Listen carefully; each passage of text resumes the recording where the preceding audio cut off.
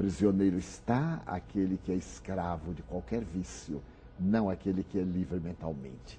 Que coisa maravilhosa. Verdade. Né? Como isso nos dá vida. Nivaldo, uma outra questão, muitas pessoas perguntaram aos telespectadores o seguinte: o que pensar de pessoas jovens que estão gozando de boa saúde, que são boas, essas vão à desencarnação, enquanto outros, causando problemas ou ditos maus, entre aspas, continuam entre nós. Então, esse é um questionamento que muitos fazem. E é muito lógico esse questionamento. Um dia eu perguntei a um espírito diante da mãezinha que chorava muito porque seu filho era excelente. Então eu perguntei ao espírito amigo que a acompanhava, mas qual a razão porque ele foi? E o espírito deu uma resposta um tanto popular, porque Deus também gosta dos bons, daqueles que estão ao seu lado.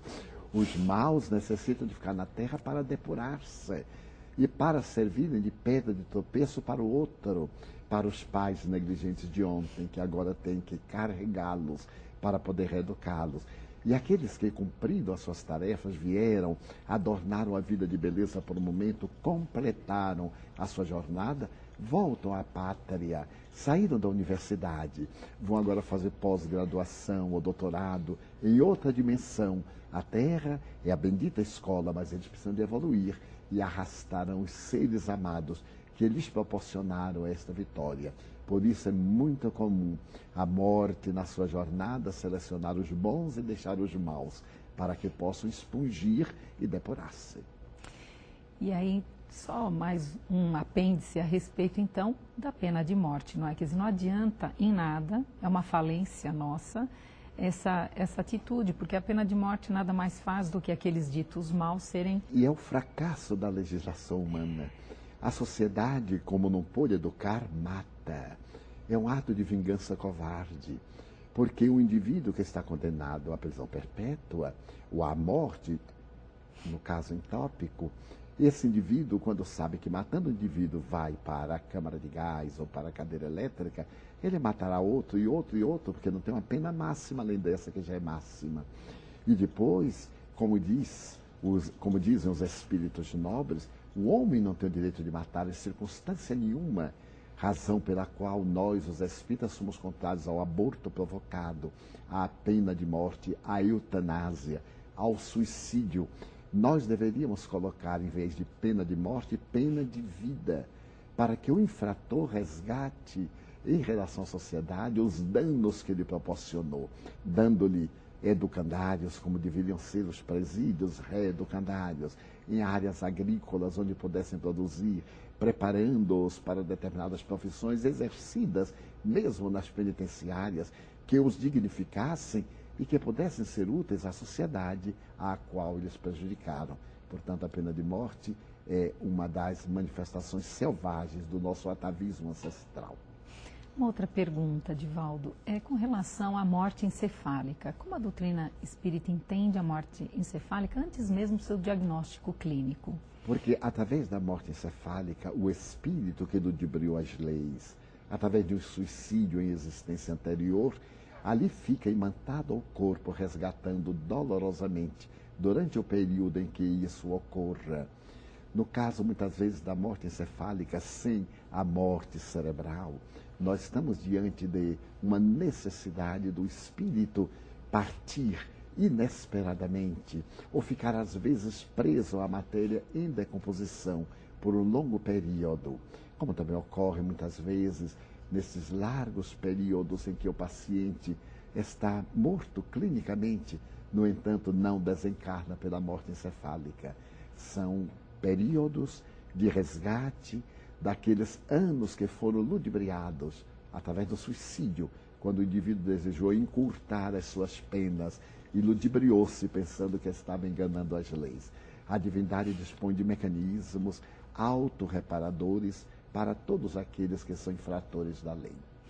Divaldo, também uma pergunta a respeito de mortes de acidente de carro. Como fica o espírito que morre de um acidente assim? Se por acaso o acidente foi o resultado da bebida alcoólica, da ingestão de drogas, da imprudência, da alta velocidade, do desrespeito aos códigos da lei de trânsito, esse parte como se fosse um suicida, porque ele foi responsável por aquela tragédia.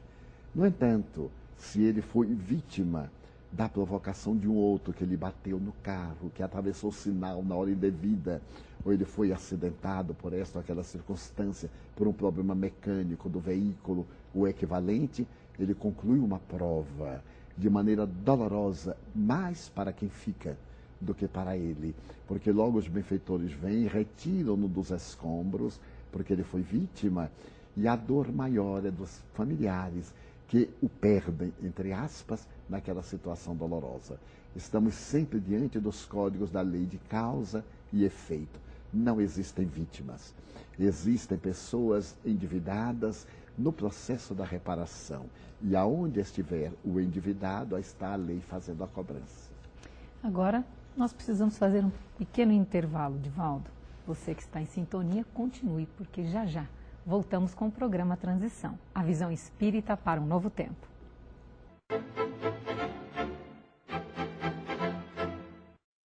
Os livros citados neste programa podem ser adquiridos na Mundo Maior Editora. Acesse mundomaior.com.br.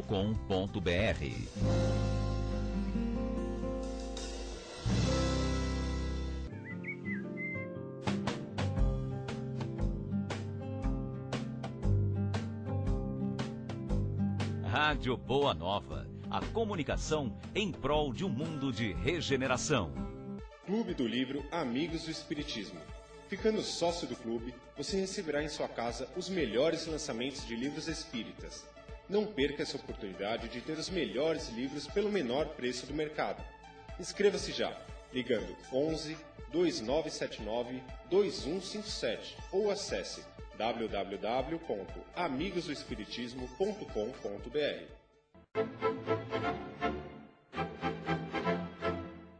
Estamos de volta com o programa Transição, a visão espírita para um novo tempo. E eu convido você a entrar no site www.amigosdoespiritismo.com.br. É uma iniciativa onde você pode, se tornando sócio, por apenas R$15 mensais, receber todos os meses em sua casa um livro espírita. Então, associe-se amigosdoespiritismo.com.br. Hoje o tema são as várias perguntas dos telespectadores ao nosso querido Divaldo Pereira Franco, que já abordou aqui vários temas com relação às mães que querem muito gestar e têm dificuldade na gestação, não conseguem engravidar, a questões das vários tipos de morte. E agora uma pergunta, Divaldo, que também muitos telespectadores fazem, é assim: uma vez que veio a desencarnação, não é, todos os espíritos são socorridos pelo plano espiritual, eles são levados a colônias espirituais, o que ocorre? Todos são socorridos, mas nem todos são direcionados a colônias de refazimento, por causa do teor vibratório de cada um.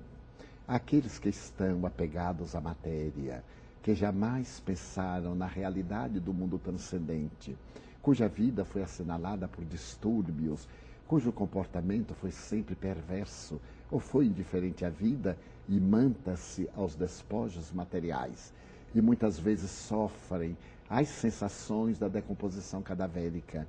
Esse estado de perturbação, diz Allan Kardec, pode prolongar-se por meses e anos.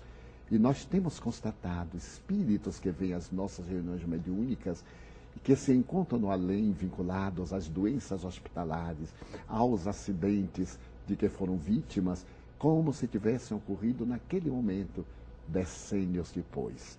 Mas aqueles que têm qualquer tipo de merecimento são levados a instâncias espirituais de refazimento, a colônias de socorro imediato, a verdadeiras câmaras de retificação e de progresso, porque o amor de Deus está em todas as dimensões, de acordo com a lei de mérito de cada um. Nós sabemos que ainda são poucos, né? Mas temos aí o exemplo de Eurípides Barçanufo, não é, Divaldo? Que assim que ele veio à desencarnação, logo depois ele já estava pleno na sua consciência, vamos dizer assim, não é? É verdade. Então é importante que entre esses variados graus de consciência que possamos nos preparar para ter essa consciência depois da desencarnação. É verdade, deveremos. O nobre professor Herculano Pires, logo depois de desencarnado, comunicou-se com a família, segundo informações, através da sua esposa, que era uma médium muito sensível e portadora de excelentes faculdades mediúnicas.